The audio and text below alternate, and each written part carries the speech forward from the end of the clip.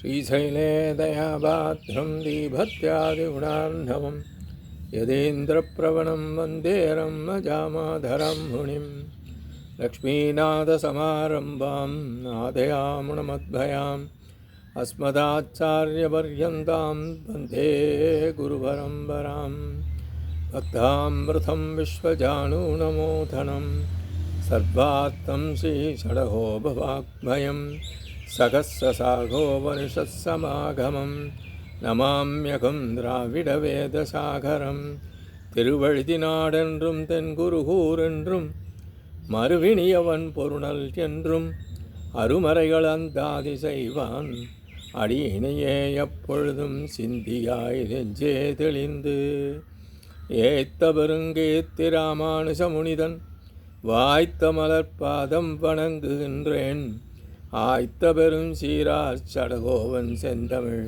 வேதம் தரிக்கும் பெறாத உள்ளம் பெற. எம்பெருமான் திருவுருளாலே ஆச்சாரியன் அனுக்கிரகத்தாலே பல தினங்களாக நம்மாழ்வார் அருளிச் செய்த திருவாய்மொழியை நாம் அனுபவித்து வருகிறோம்.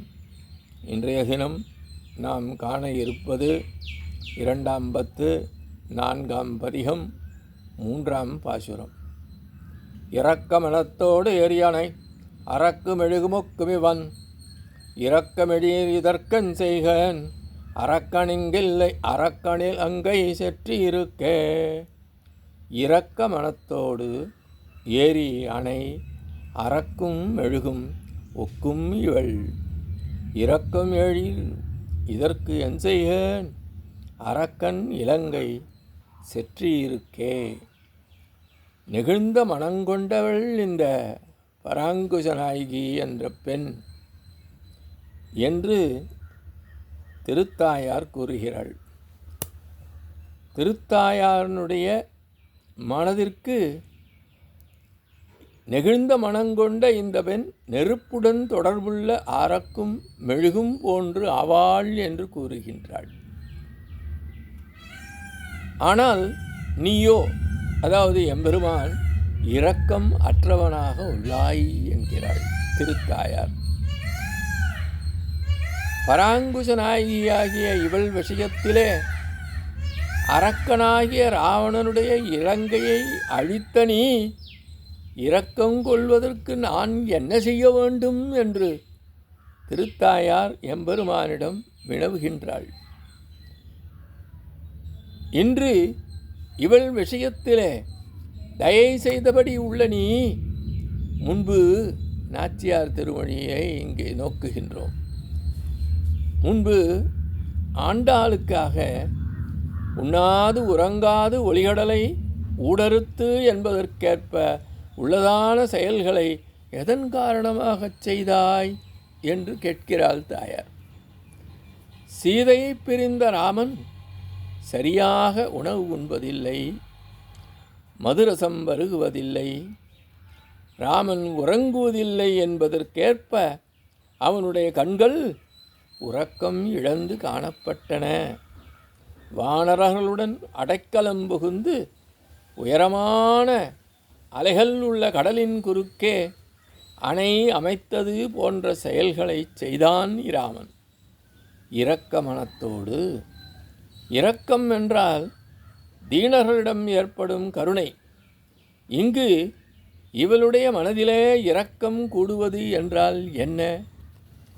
இங்கு இரக்கம் என்பது மனதில் நெகிழ்வு ஏற்படுதல், துக்கம் ஏற்படுதல், சிநேகம் ஏற்படுதல் என்ற பல பொருள் கொள்ளும்.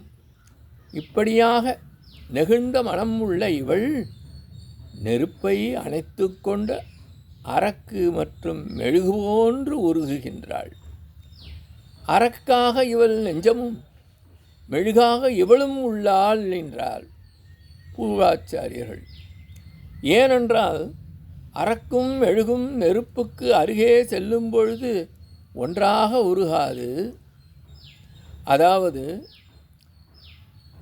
அரக்கின் அளவு மெழுகு உருகாது.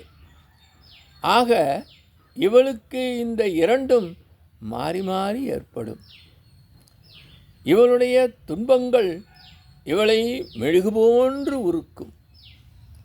அவனுடைய குணங்களை பற்றிய நினைவுகளும் சேர்க்கை குறித்த எண்ணங்களும் இவளுக்கு அரக்கு போன்று உருக்கும்.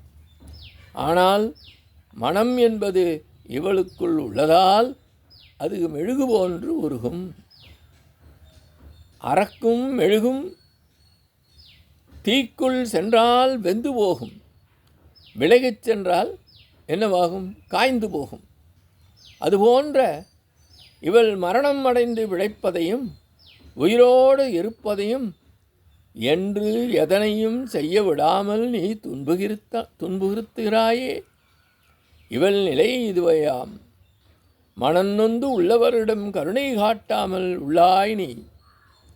ஈடுபாட்டுடன் கூடிய மனம் உள்ளவர்களாக இவள் உள்ளாள். ஆனால் நீ இவளிடம் ஈடுபாடு காண்பிக்காமல் உள்ளாயே. நீ இரக்கம் கொள்ளவில்லை என்றாலும் உன்னை போன்று உள்ள நெஞ்சை இவளுக்கு அளிக்கலாமல்லவோ? உன்னுடைய இரக்கம் என்பது அல்லாமல் வேறு எதன் மூலம் கெட்டவல்லதோ இந்த பேரு? உன்னை கருணை காண்பிக்கும்படி செய்ய வேண்டுமோ, அல்லது இவளை உன்னிடம் ஈடுபடாமல் இருக்கும்படி செய்ய வேண்டுமோ என்று நான் அறியேன். உனக்கு இரக்கம் இல்லை என்றால் இவள் இவ்விதம் இறங்கும்படியான செயலை நீ ஏன் செய்கிறாய்? இவள் தனது மனதில் தன்னுடைய காதலிக்காக ஓடிவந்து உதவியன் சர்வேஸ்வரன் நமக்கு உதவ மாட்டானோ என்றபடி உள்ளாள் என்பதாக இப்பாசல் விளக்கம் அமைகின்றது. இத்தோடு இன்றைய கால நிறைவு செய்கின்றோம். எம்பெருமான் திருவடிகளே சரணம். நம்மாழ்வார் திருவடிகளே சரணம். எம்பார் திருவடிகளே சரணம்.